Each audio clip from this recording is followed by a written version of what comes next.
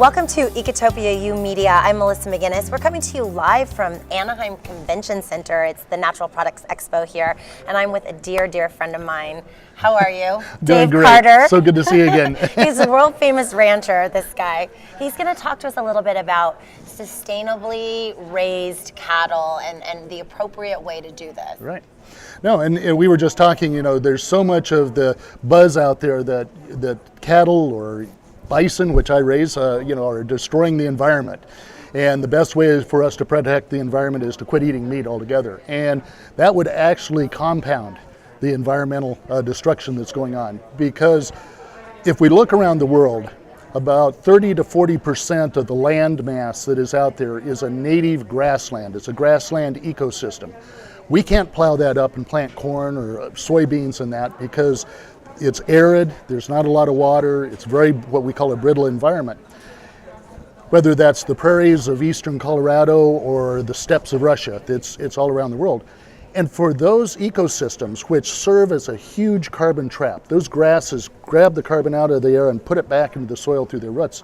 But for those grasslands to stay healthy, they have to have grazing by animals like cattle or bison, antelope, whatever you have out there, to protect those grasslands, keep them growing, capturing that carbon and putting it back in the soil. So eating less meat actually is not what we're supposed to be doing. Not eating meat, maybe eating a little bit less. Yes. Because we need the pampas to capture the carbon. Absolutely. And we need the animals walking on the pampas. Well, you have them, they're grazing the grass, which stimulates that root growth, the manure, the urine that fertilizes the soil, even the buffalo out there wallowing and creating that creates some depressions that capture the moisture and put the water back in there. So it's a very complex system. And, unfortunately, my frustration with the conventional meat business is they're trying to get us to all eat as much meat as possible every year. In fact, we eat over 60 pounds of beef per person per year. And in order to do that, we have to raise beef the wrong way to make it as cheap as possible to, make it more affordable. I think a better approach is for people to say, okay, I might eat a little less meat, but I'm going to eat a really good quality. I'm going to make sure that it's raised the right way. And to me, if it's raised the right way, it tastes a lot better too. So when raised the right way means grass-fed. Grass-fed, yes, from animals that are out there interacting with the environment where they're meant to be. And cattle, it was intended to eat grass. They were intended to eat grass. And it's funny, if they're eating grass, they're going to eat a little bit of grain too, naturally, because if you go out into a pasture in the fall and you look across that pasture, you see all of those seed heads. Well, those seed heads are the natural grain that they should be eating through the season. And unfortunately, we've taken that into a model where, if grain is good, more grain is better. Well, no, let's have that nice balance that they get naturally out in the pasture with the growing grass, what we call the forbs, the broadleaf plants, and those seed heads that give them just that great flavor. And you mentioned conventional methods. What is a conventional method? Well, why is it wrong? Yeah, a conventional method it's designed to get an animal from birth to slaughter as quickly as possible. And so to do that as shortly as possible after you wean the calf from its mother, you put it into a feedlot and you put it onto a very intensive feed ration to try and get it to fatten up as quick as possible. The average beef animal goes to slaughter now at about 14 months of age. If they're out on pasture, it's going to be more like 24 months because they grow slower.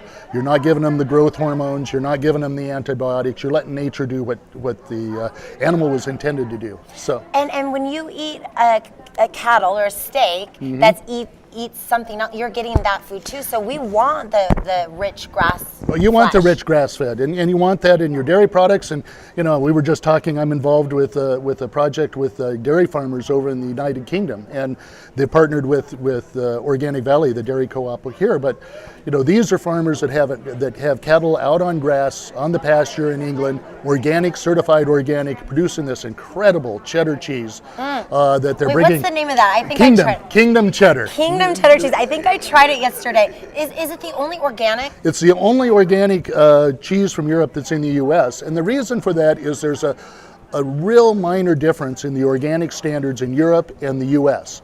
But it's enough that you can't bring European organic dairy products into the U.S. But what this co-op did in the UK was they took 8 of their farms and set them up to milk to the USDA standards. Oh. And so they could create this pool of milk to make this cheese and bring it over here. And so it's the only USDA certified organic cheese from Europe that's in the US. And it's delicious. And it's really And tasty. you know why? Because it's grass-fed. They're And it raised the goes- right way. and So it that's a goes good great. point for the viewers. They want to eat cheese and milk products as well that are Exactly. from a grass-fed source. Exactly. Well, thank you for always keeping us informed, Oh, you Dave bet. Carter. We really appreciate it. You bet. It's good to see you. You too. Yeah. Okay, thanks, Melissa.